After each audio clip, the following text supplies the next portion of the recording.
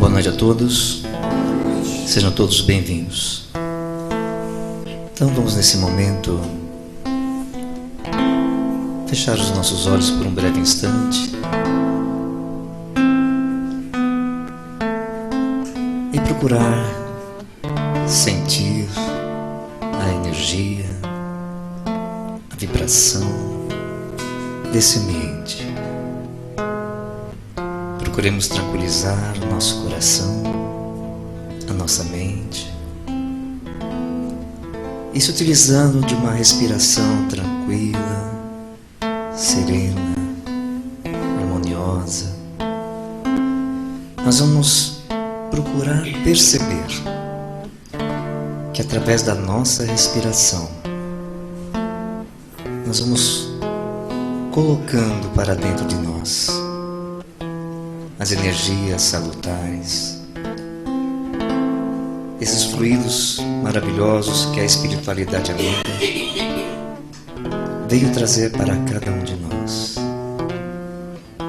E nós vamos fazer a nossa renovação, renovando as nossas energias.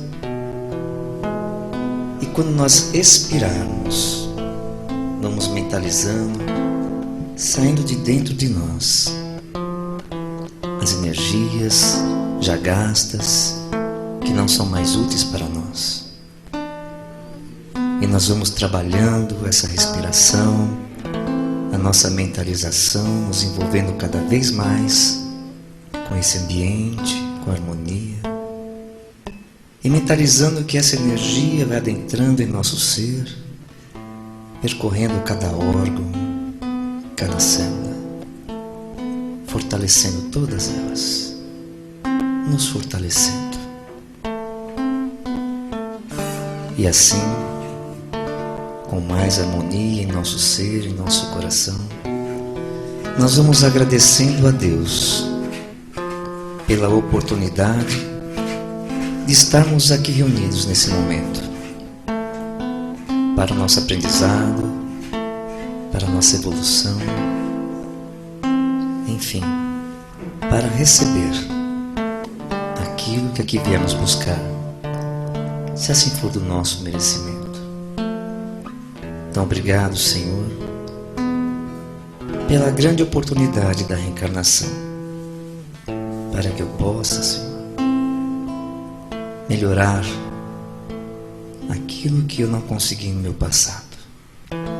Então, que todos nós possamos aproveitar essa grande oportunidade da nossa vida, que nosso Pai nos permitiu reencarnar, para que possamos nos corrigir, melhorar, evoluir, pois esta é a nossa missão, esse é o nosso caminho.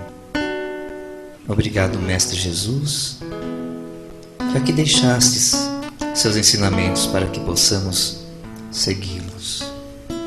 Obrigado a toda a espiritualidade amiga que se faz aqui presente e que nos acolhe com todo o seu amor e com toda a sua luz. Que assim seja, graças a Deus. E assim será. Então hoje nós temos o prazer de ter aqui conosco o nosso amigo, irmão Mário Mas, onde ele estará passando para nós o tema individuação, ser quem somos realmente.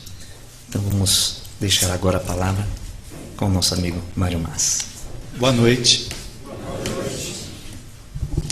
Agradeço ao convite que me fizeram, agradecemos aos benfeitores. Espero que possamos sair mais enriquecidos. Já nos nutrimos da música, que mexe em áreas da nossa alma, arrancando aí algumas energias doentias, pensamentos, tudo que eleva faz com que a gente entre num estado vibracional mais intenso, não é? E assim acontecendo, nós vamos melhorando a nossa percepção da vida. Bem, falar de individuação é uma linguagem utilizada pelo Jung, que quer dizer a pessoa se tornar ela mesma. Quem que é o Jung? É um dissidente do Freud, não é? Que está ligado à psicologia, à psiquiatria. E nós vamos fazer essa abordagem baseado no Espiritismo, na visão que temos do Espiritismo. É esquisito falar esse negócio de nos tornar nós mesmos, como se não fôssemos nós mesmos, não é? Eu acho que o pior da história é quem ainda nem percebe isso. Quem percebe, começa a perceber, talvez já tenha uma outra postura diante da vida. Tem gente que não percebe que, às vezes, ela tem o comportamento totalmente espelhado naquilo que ela aprendeu com seus pais, que ela foi moldada pela sociedade e que nem sempre ela dirige a sua própria vida. E quando entra na questão de obsessão espiritual, que alguns desencarnados podem estar mexendo nos fiozinhos, né, de forma figurativa, fiozinhos, mas induzindo a pessoa a fazer coisas que ela não queira, ou levando à despersonalização, onde ela deixa de ser ela mesma, isso é grave. Então você veja, nós estamos aqui reencarnados para evoluir, para melhorar quem nós somos, para gerar saúde, felicidade em nossas vidas. Nem sempre a gente consegue do modo que queremos. Às vezes nós temos um desejo cheio de fantasia que foge da realidade. Quantas pessoas querem ter saúde? Por exemplo, a pessoa vai tomar passe no centro espírita. O passe é bom, não é? Vocês gostam de tomar passe? Eu também gosto. Mas tem gente que vai tomar passe com raiva de um parente. Como que é possível isso? Dá? Então a pessoa, ela quer ser beneficiada, mas ela está carregada de ódio contra alguém. Como que é possível? É a mesma coisa que um médico falasse para um alcoólatra: olha, não beba mais, tome esse medicamento vai te ajudar. Ele sai do consultório e enche a cara de pinga. Tem jeito?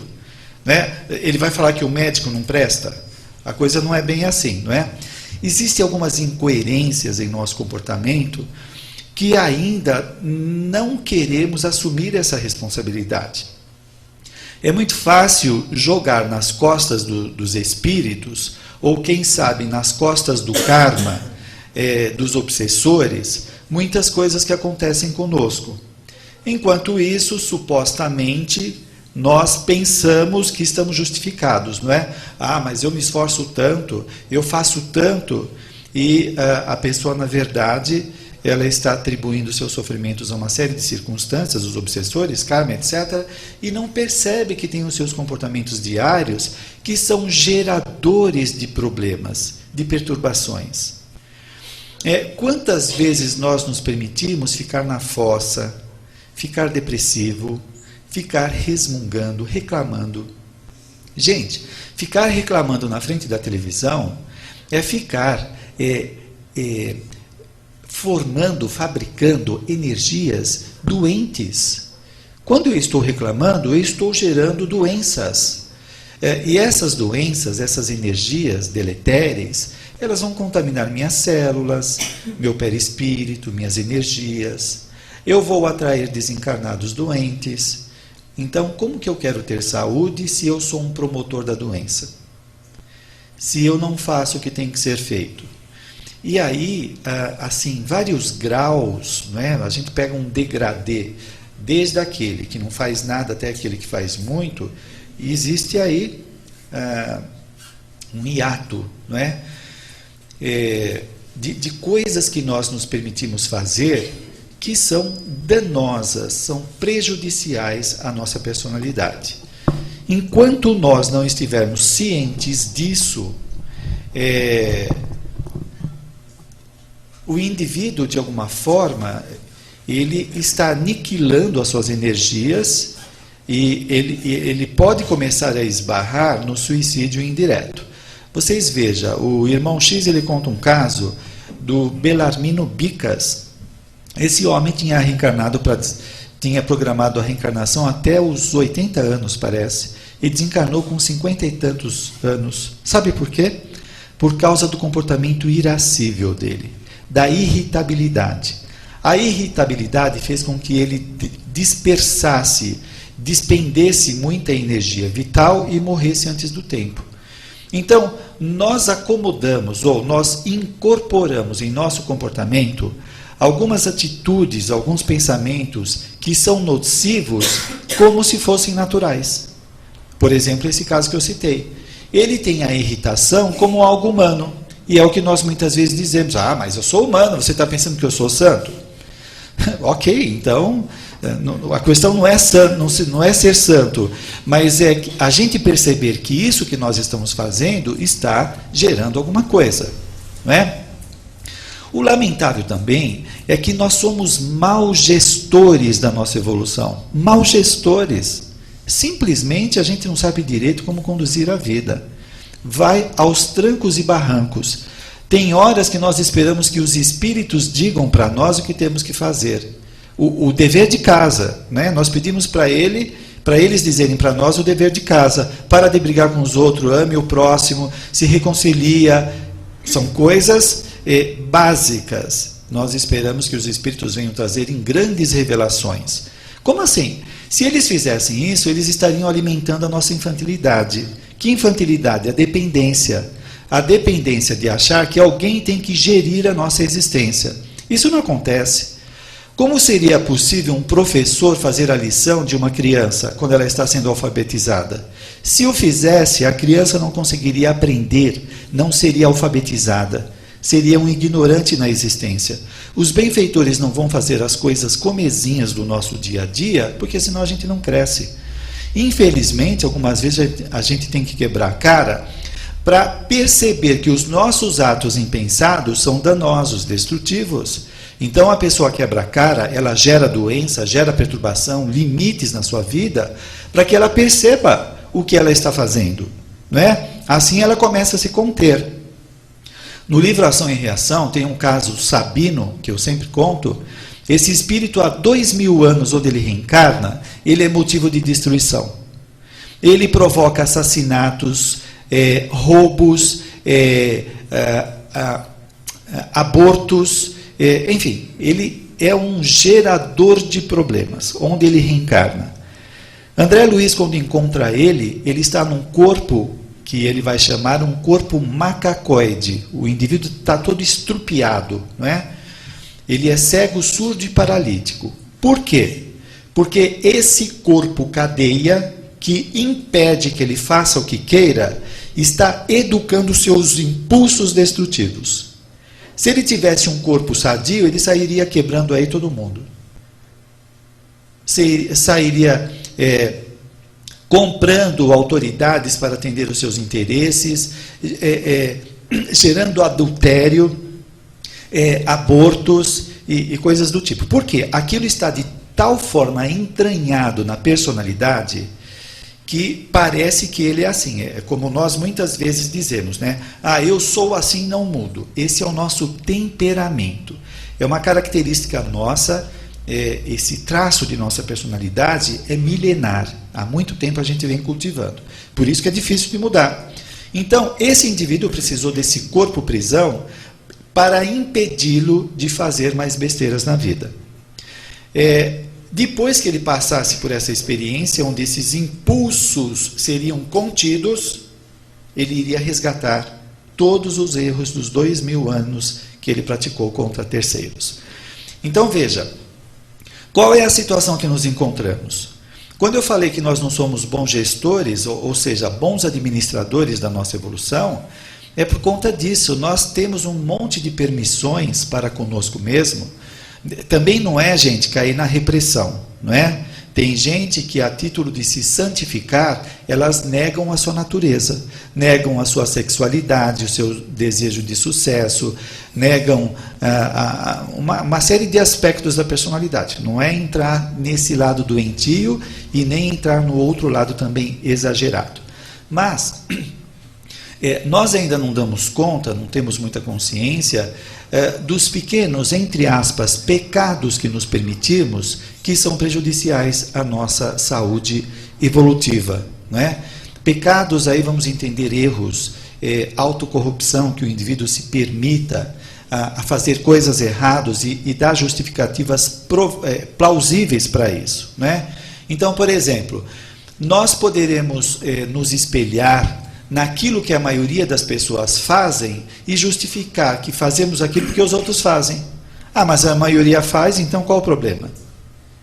É uma suposta justificativa que não justifica nada. Se nós estivermos em 100 pessoas aqui, 50 ou 70 fumarem, não quer dizer que fumar é certo. Deu para entender? Só que algumas pessoas se respaldam nisso para justificar seu comportamento. Por exemplo, o indivíduo na empresa dele, ele sai para almoçar com os amigos, eles são em 6 amigos, 4 falam que já adulteraram. Aí ele começa a achar que adultério é normal.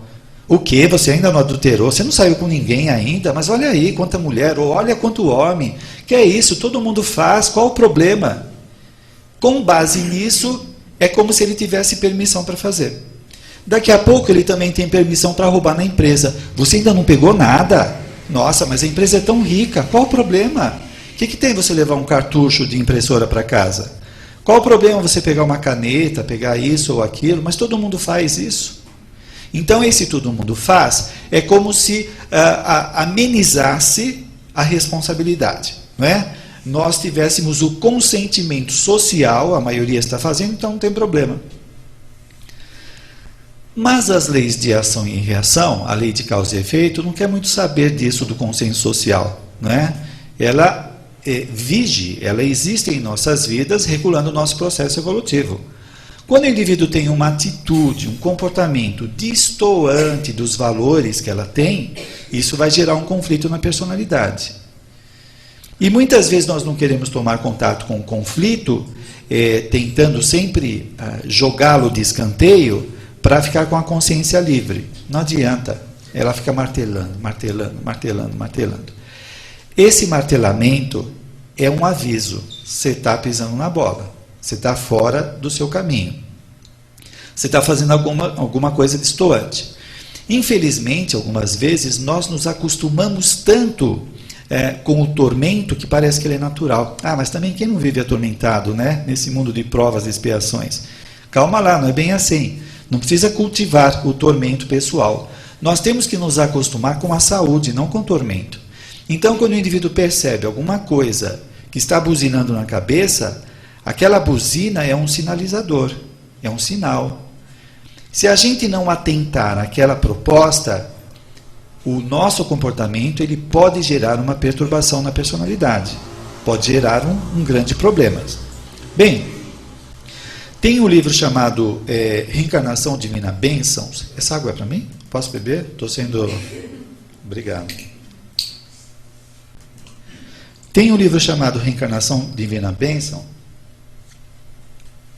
que o autor do livro, o Espírito, quando ele estava reencarnado, ele era um psicólogo social. E ele lidava com pessoas pobres e tal, e ele ficou descrente quando estava encarnado de Deus, né? Quando ele desencarnou, ele foi trabalhar no departamento de reencarnação, depois de um certo tempo. Aí ele foi ver por que daquelas pobrezas, dificuldades, doenças que ele via quando estava reencarnado. Ele acompanha a reencarnação de uma pessoa, e essa pessoa, ela fala que na programação da reencarnação dela, demorou mais de 20 anos para programar. Estavam envolvidos mais de 50 pessoas no seu programa reencarnatório. E se desse errado a reencarnação dele, poderia refletir nos próximos 400 anos. Isso quer dizer o quê? Que a nossa vida não aconteceu do nada. Não foi o azar que trouxe nós para a existência. Houve uma programação muito bem elaborada, trabalhando aqueles aspectos da personalidade que são necessários serem mexidos, melhorados. E o fracasso em nossa reencarnação pode repercutir nos próximos séculos, trazendo uma série de perturbações. Nós não podemos banalizar a nossa vida por causa da rotina, por causa dos outros, por causa de pessoas que se queixam da vida, que não sabem o motivo da sua existência, e a gente acaba caindo nesse esquema, achando que a nossa vida também não tem valor. A nossa vida é muito importante, é muito. Não precisa ter status ou reconhecimento social para que ela tenha valor, não é? Se a nossa reencarnação foi programada, foi objetivando melhorar aquilo que a nossa personalidade precisa ser trabalhado. Qual é a área da sua personalidade mais difícil? Essa área está sendo trabalhada. Qual é a área que precisa ser mais incentivada? Será que você precisa melhorar a sua área da criatividade, a área da comunicabilidade, da sociabilidade, da afetividade? Será que você tem que trabalhar a sua timidez, a sua vergonha, a sua insegurança? Será que esses medos, esses transtornos da personalidade não estão impedindo que você realize seus objetivos? Pelo fato de você não realizar os seus objetivos, você pode achar que a vida está difícil, ou é você que não está conseguindo se superar? Será que são os obsessores, os obstáculos mor mesmo, aqueles que impedem os nossos passos, ou é a nossa auto-obsessão? Será que são os nossos tormentos pessoais que impedem que nós consigamos atingir os nossos objetivos? Será que, nesse sentido, nós não precisamos desenvolver mais os nossos talentos, acreditar mais em nossos talentos? Quais são os seus talentos? Você sabe quais são? A sua comunicabilidade, a sua afetividade, a sua solidariedade é um talento seu? Qual é o ponto fraco que precisa tirar da sua frente para que você consiga fazer a sua vida acontecer? Será que você está fazendo isso ou está esperando o quê? A próxima existência? A próxima existência é a continuação de hoje. Se o indivíduo é tímido hoje, ele vai ser tímido na próxima existência, enquanto ele não vencer a timidez. Porque esses traços de personalidades estão entranhados, estão fincados na personalidade, de tanto ela repetir, repete e automatiza. Então, quais são as nossas dificuldades? Quando a gente fala aqui, então, de individuação, que é o indivíduo se tornar ele mesmo, é porque muitas vezes ele é o resultado de interesses alheios, como também o resultado dos seus tormentos pessoais. O indivíduo quer fazer uma coisa, tem um projeto, um programa na sua vida, e as coisas sempre dão erradas. Por que que dão?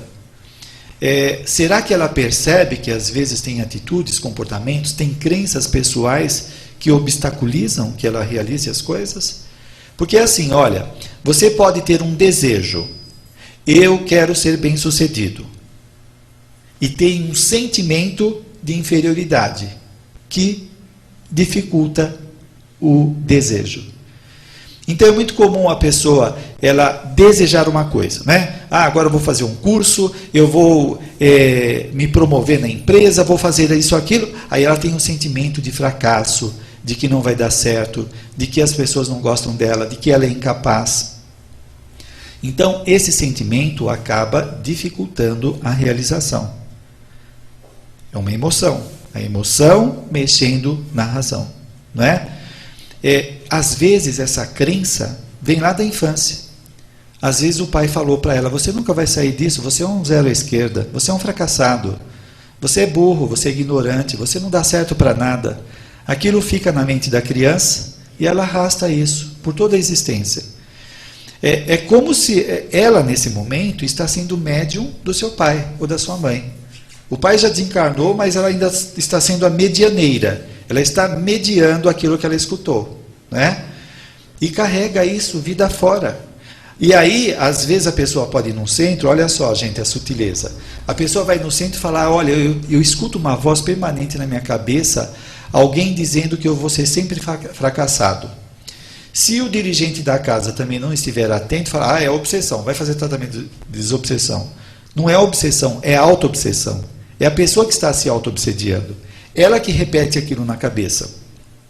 É claro que por conta disso, os obsessores podem aproveitar e ficar jogando mais, não é? Mais ideia, mais estímulo, achando que realmente ela não vai ter sucesso.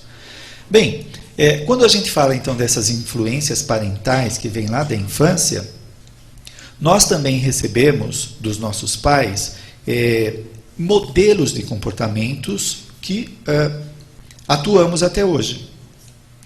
Por exemplo, se você tem um modelo de pai agressivo, você pode incorporar esse comportamento agressivo e se comportar com a agressividade dele. Ou de passividade, ou de omissão, uma pessoa que se omite, ou fica em cima do muro a vida toda, algo que ele aprendeu com os pais. Então, esse comportamento aprendido, ele continua na sua existência. Também, conforme os pais vão dizendo para nós, aquilo que eles vão dizendo para nós vamos incorporando como personagens ou papéis ou máscaras, que se chama a psicologia, máscaras, papéis ou personagens. Então, por exemplo, o pai chega e fala, você é um fracassado. A criança assume esse papel de fracassado. Ele assume.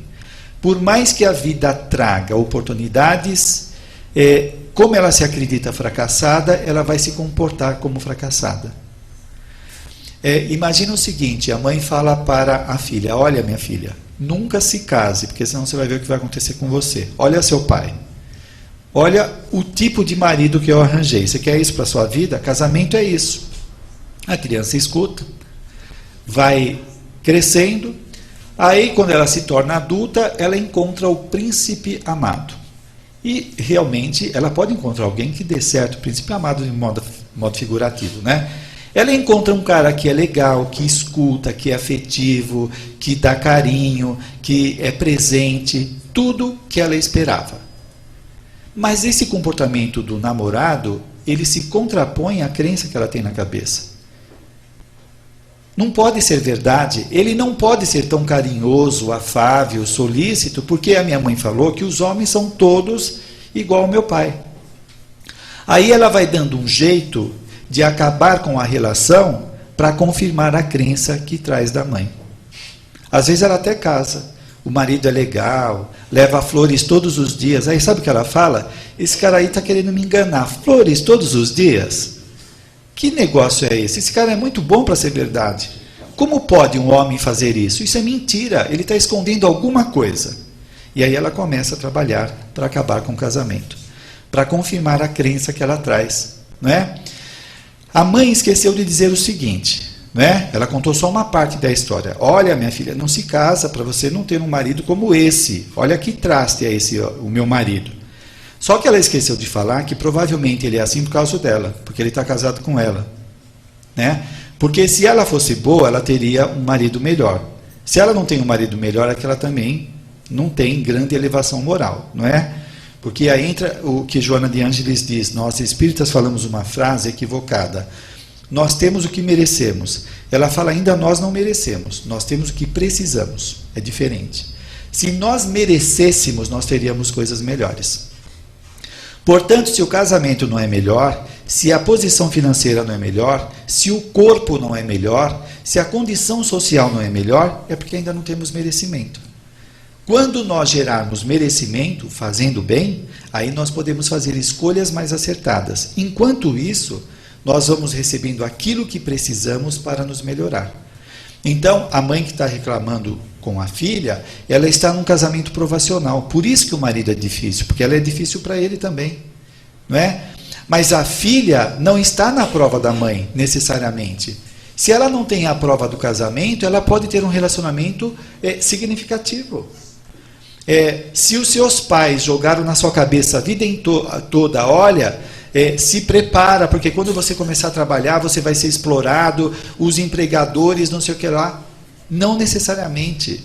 Se a prova da sua mãe ou do seu pai era ter problemas profissionais, você não tem essa prova. E você pode ser feliz na sua profissão.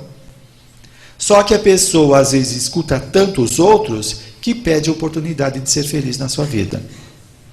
Então, faça uma avaliação. Você está andando com as suas pernas? Você é você? Ou você é um joguete de todas as influências que recebeu ao longo da vida? Esses papéis que nós vamos exercitando vão, de alguma forma, nos alienando de nós mesmos.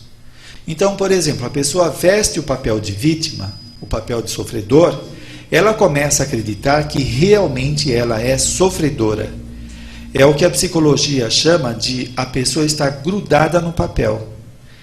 Quando eu me identifico com o papel, eu tenho a impressão que eu sou aquele papel. Por exemplo, de vítima. Eu sou vítima. Só comigo as coisas não dão certo. Só comigo as pessoas dão para trás, me perseguem. Então, ela está convicta. Então, ela vive o papel de vítima como realidade. E nós temos vários papéis. Por exemplo, nós temos o papel de mãe, de pai, de profissional, o papel de salvador, o papel de sofredor.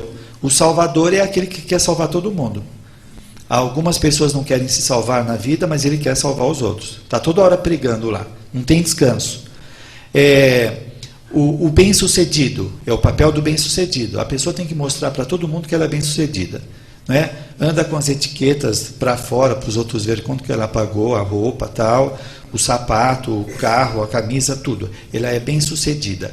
Então, ela se nutre do olhar dos outros. Como o sofredor também se nutre da piedade dos outros. Olha, coitado, como ele sofre, coitado, olha só. E a pessoa tem um prazer nisso, por incrível que pareça. Mas isso, na verdade, é um afeto. Quando alguém fala, coitada, puxa como você sofre, ela está recebendo o olhar, ela está recebendo afeto. O problema é que às vezes ela vicia nisso e ela fica manipulando. Ela fica se fazendo de doente para receber mais olhares. Não é? E assim nós vamos indo, nós vamos nos envolvendo com os vários papéis sociais e vamos perdendo de vista quem nós somos.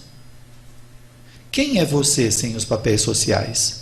Se tirar o seu papel de pai, o seu papel de mãe, o seu papel profissional, o seu papel de passista na casa espírita, o papel de doutrinador, o papel de rico ou de pobre, o que sobra? Quem é você sem os papéis? Você já pensou nisso? É muito comum a gente perguntar para uma pessoa, né, quem é você? Ah, eu sou advogado, eu trabalho em tal empresa, sou espírita e sou casado. Tudo isso é papel. Quem é você tirando esses papéis? Nós ainda não sabemos dar essa resposta. Nós não fomos treinados a tomar contato conosco. Nós tomamos contato com esses papéis e nós nos misturamos nele. E algumas pessoas perdem o sentido da vida quando perdem um papel.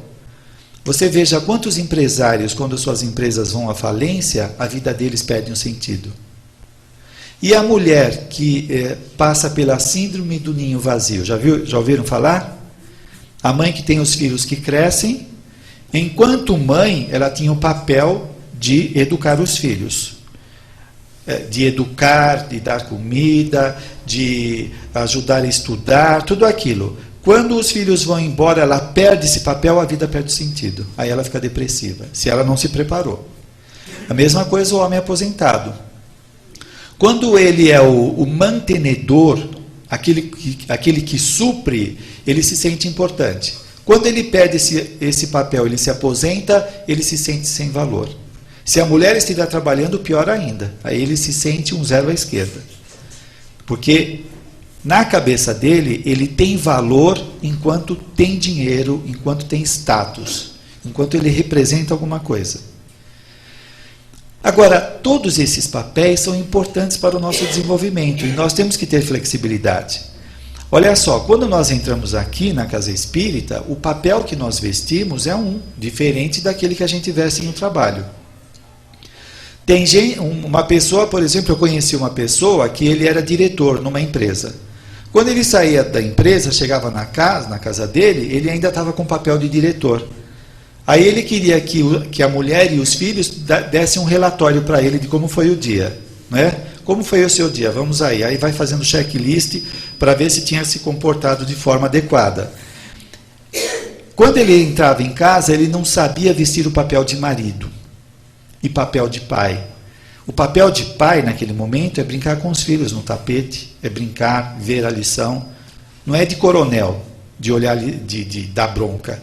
E de marido a mesma coisa, é ser afetivo, é conversar. E não pedir relatório. O que você fez hoje? Onde você foi? Que hora que você chegou?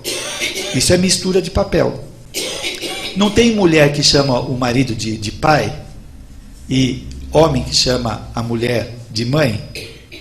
Não pode, são papéis distintos. Se você começa a ver no seu marido o pai, você perde o interesse afetivo por ele. Ele começa a representar autoridade na sua cabeça e vice-versa. Não tem filhos que às vezes assumem o papel de pai ou de mãe? Tem filhos que às vezes assumem o comando da casa. Não pode, sobrecarrega. Ele tem que vestir o papel de filho. É claro que às vezes tem um problema de pais difíceis, pais imaturos, dependentes, que não sabem administrar a própria casa. Eu conheci uma pessoa que ela já tem as filhas formadas, ela falava, eu era uma mãe fraca. As minhas filhas eram pequenas, a mais velha, que deveria ter 12 anos, mandava em casa, porque ela não tinha autonomia, ela se sentia fraca.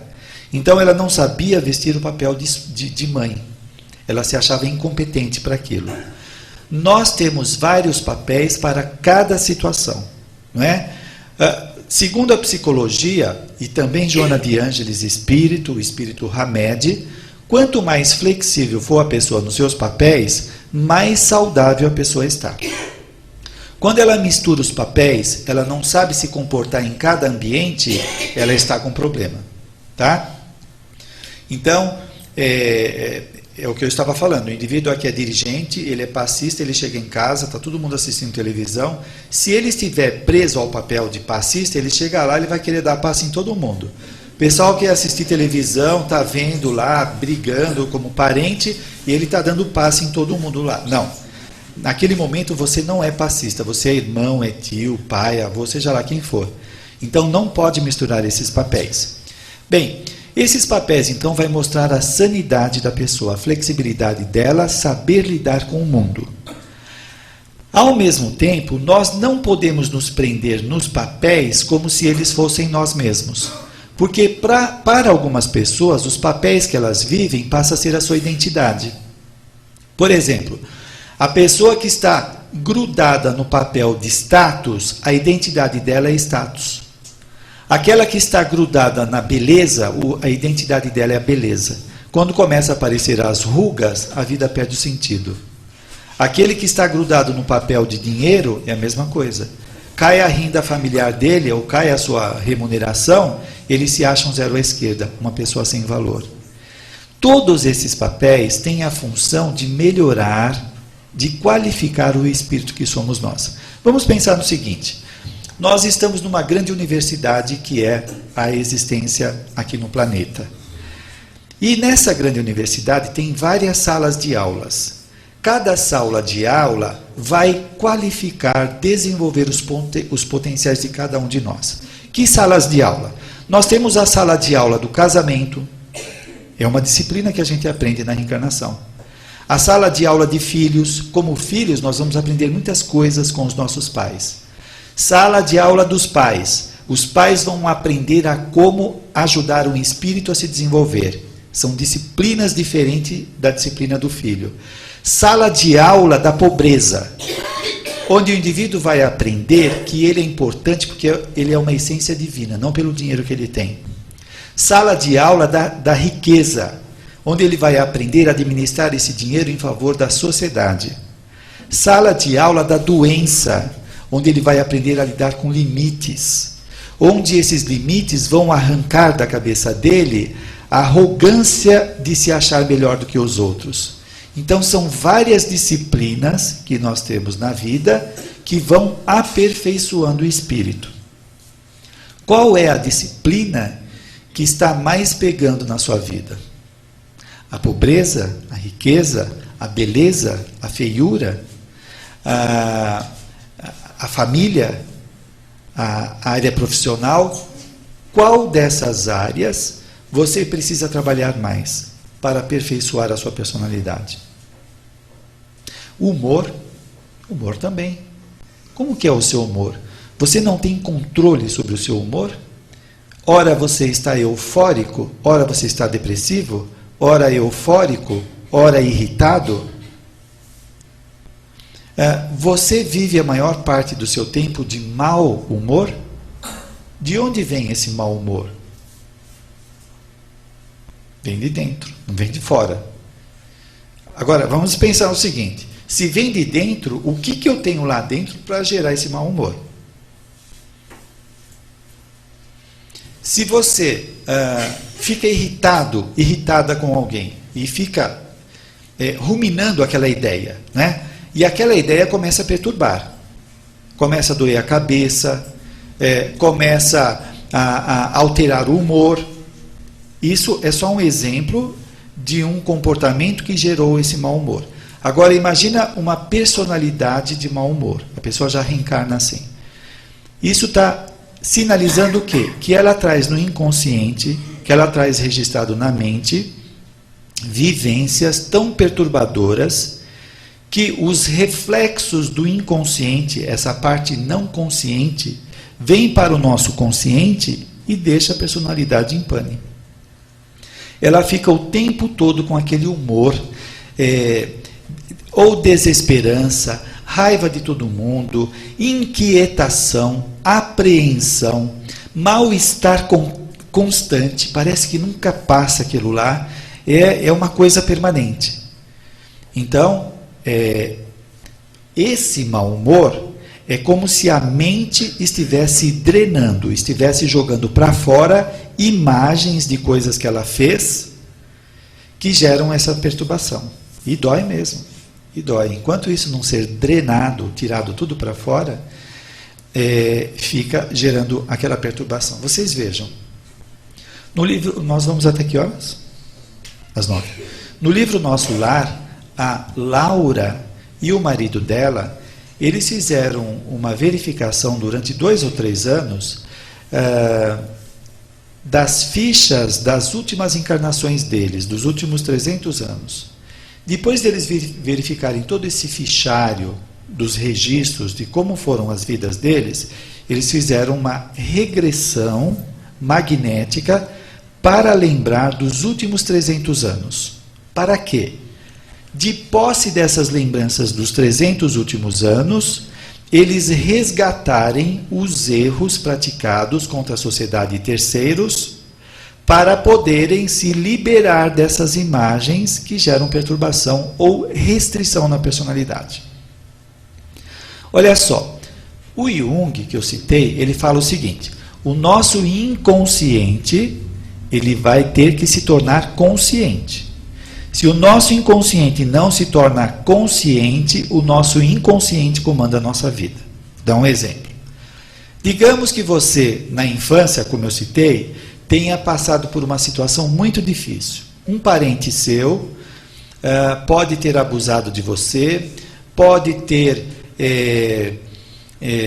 te batido, humilhado na frente de alguém, e por vários motivos, aquilo passa, ninguém toma providência, porque senão causa um escândalo na família, todo mundo esquece, mas isso fica na sua cabeça, fica na cabeça, registrado, e com o tempo vai sendo esquecido. Muito bem, um belo dia você está assistindo televisão, ou você está num grupo de amigos, e alguém fala de um tema daquilo que aconteceu com você. A hora que você começa a ouvir aquilo, tanto na televisão como alguém falando, você começa a ter sudorese. Você começa a transpirar, você começa a ficar nervoso, tem palpitação, tem a sensação que vai desmaiar, que vai ter um treco. Por quê? Aquilo que estava inconsciente foi acionado. Quando aquela carga de emoção vem para fora, aquela lembrança vem para fora, ela desequilibra a personalidade. Por exemplo, vocês veem no nosso meio espírita, acontece muitas vezes com a mulher que cometeu um aborto. Quando ela escuta esse tema, ela entra em culpa, fica desesperada. Por quê? Está lá na mente, foi evocado, quando aquilo vem para fora, desestabiliza a personalidade. Muito bem. Tudo aquilo que nós fizemos em existências passadas, que não foram resolvidos, quando eles são acionados, eles geram instabilidade, mau humor na personalidade. Por isso que a Laura, com o marido, tiveram 300 anos de memória integral. De posse desses 300 anos, eles resolvem essas pendências kármicas, e isso gera na personalidade mais lucidez, mais equilíbrio. Por isso que o Jung fala, o inconsciente tem que se tornar consciente. Quando nós vamos resolvendo o que a gente traz na nossa mente, nós vamos superando as nossas restrições cognitivas, restrições afetivas, restrições físicas, restrições sociais, restrições familiares e por aí afora. Essas questões vão sendo resolvidas, o espírito ele se torna mais senhor de si mesmo. Nós ainda não somos senhores de nós mesmos. Então, como eu falei, se alguém toca num ponto que aconteceu com você alguma coisa 10, 20, 30 anos atrás, você pode ficar desestabilizado. Pode entrar no alcoolismo, na droga, na depressão, porque aquela carga de emoção vem para fora, a pessoa pira. Da vida passada é a mesma coisa, só que da vida passada vem para o nosso consciente de forma homeopática. Sabe aquelas vezes que a gente sente uma apreensão, um mal-estar indefinido, que não tem motivos aparentes, às vezes suspeitas dos outros, uma coisa que incomoda, é o nosso inconsciente drenando, mandando para fora aquelas imagens perturbadoras que precisam ser limpadas. Por isso, quanto mais consciente nós nos tornamos, mais vamos tendo domínio sobre nossa vida. Então, olha só, se aparece na sua mente um medo, uma raiva, o ódio de alguém, não adianta reprimir. Reprimir é jogar embaixo do tapete. Ele vai voltar. É tomar contato. Por que eu tenho raiva do meu pai? Por que eu tenho ódio do meu filho? Trabalhar esse ódio. Mudar. Por que eu tenho? Esgotar isso. Porque às vezes eu nego o ódio que eu tenho dele.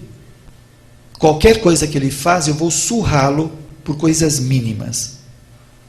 Por causa daquele ódio que está reprimido. Quando eu me torno consciente disso, aquilo que está inconsciente deixa de dirigir a minha vida. Quem dirige sou eu. Não, eu sei porque que eu tenho ódio dele. Porque ele me provocou, porque ele falou isso ou aquilo, ou porque eu trago isso de vidas passadas. Eu não sei os motivos atuais. Eu tenho ódio dele. O que eu preciso fazer? Aprender a amá-lo. Aprender a tolerar. Eu tenho dificuldade com aquele meu parente difícil, eu vou aprender a ser simpático com essa pessoa. Aí algumas pessoas dizem, mas aí eu estou deixando de ser autêntico. Não, você está trabalhando para se tornar uma pessoa melhor. A título de autenticidade, você vai quebrar a cara de quem não gosta? Se você não gosta do seu filho de 3 anos, você vai bater nele, vai surrar ele porque não gosta? Não, vai aprender a amar, por isso que ele está voltando. É para superar aquilo lá. Então, quais são as pessoas difíceis que você não gosta? Está aí a oportunidade de trabalhar. Quanto mais nós trabalhamos essas questões, mais vamos resolvendo as nossas pendências kármicas e nos tornando mais senhores de nós mesmos. E para terminar, como estamos falando de amar o próximo, nós não podemos esquecer de nos amar, de cuidar bem de nós, não é? Jesus falou para amar o próximo como a si mesmo. Se nós não nos amamos, o que damos para os outros são os nossos tormentos. É o que diz a psicologia, não é? E é lógico. Como que eu posso dar afeto para alguém se eu dou o que para mim? Veneno? Se eu dou coisas sujas? Não dá. Eu só vou dar para o outro aquilo que eu tenho. Então, eu preciso aprender a me amar. E para eu me amar, eu não preciso ser perfeito, não preciso ser anjo e nem ter asas. Eu tenho que me amar como eu sou. O corpo que eu tenho, a vida que eu tenho, as relações que eu tenho. Aprender a me respeitar. Quanto mais eu vou me respeitando, a pessoa que eu sou, mais afeto eu vou desenvolvendo por mim, mais simpatia, não é? Quanto mais eu cuido bem de mim mesmo, eu vou melhorando a minha lucidez, melhorando as minhas relações, as minhas energias. Isso significa que eu posso ter uma vida muito mais construtiva. Na verdade, eu começo a otimizar a minha vida. Olha, gente, não tem jeito de brigar conosco, a pessoa ser antagonista de si mesma, não tem jeito, não vai chegar a um acordo. Ou nós aprendemos a nos amar, a gostar de nós como nós somos, ou a pessoa vai paralisar o seu processo de crescimento. Não tem jeito. E nesse lance de nós começarmos a aprender a gostar de nós mesmos, é valorizar mais os nossos talentos. Que tal valorizar os nossos talentos? Quais são os seus talentos? Você é uma pessoa determinada, uma pessoa organizada, uma pessoa sociável, são seus talentos? Valoriza isso. Desenvolva mais. Porque esses talentos foram desenvolvidos através dos séculos.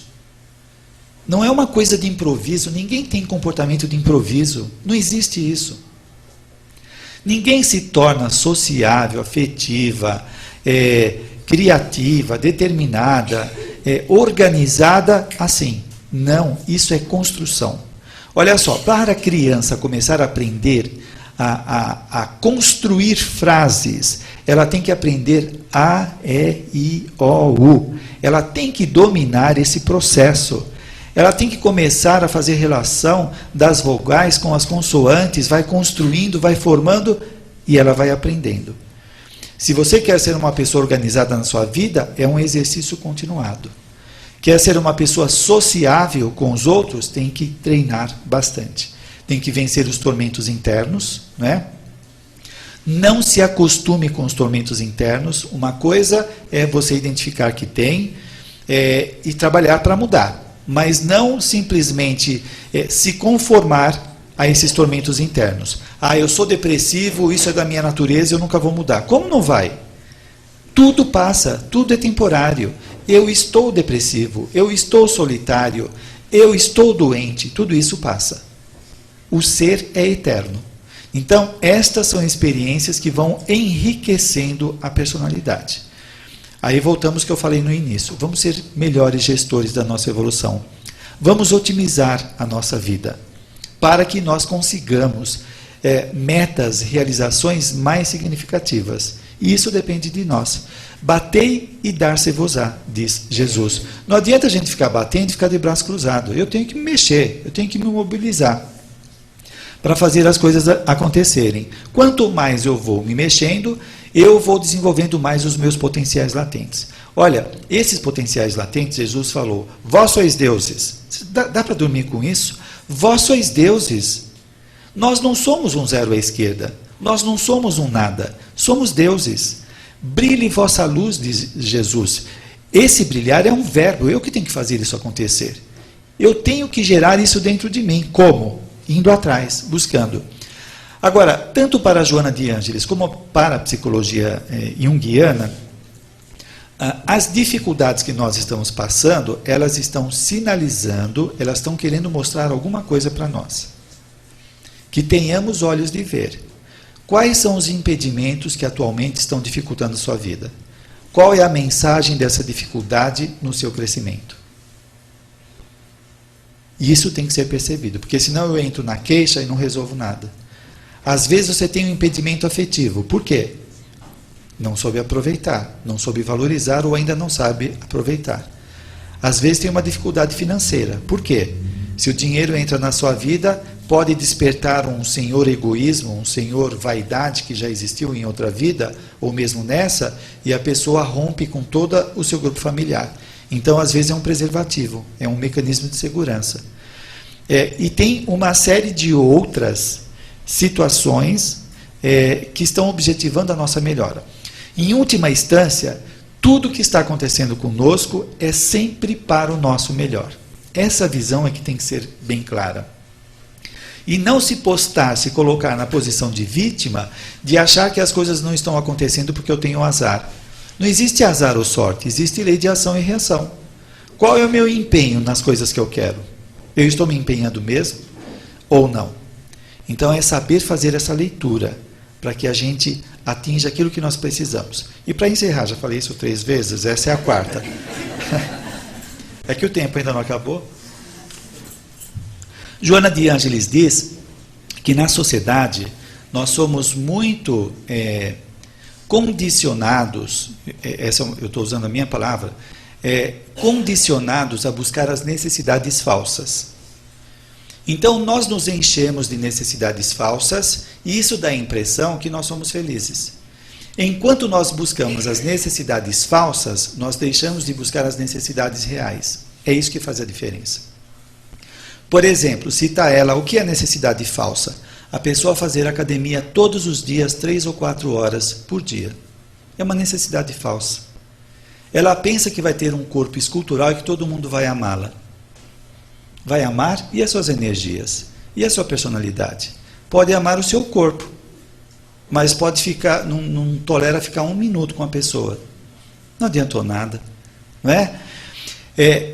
O ego fica tão preso a essas necessidades falsas. Por exemplo, o indivíduo quer ter status, quer comprar alguma coisa que tem um valor muito grande, que para ele é representativo. Ter alguma coisa daquilo, para ele tem um significado muito grande, é uma necessidade falsa.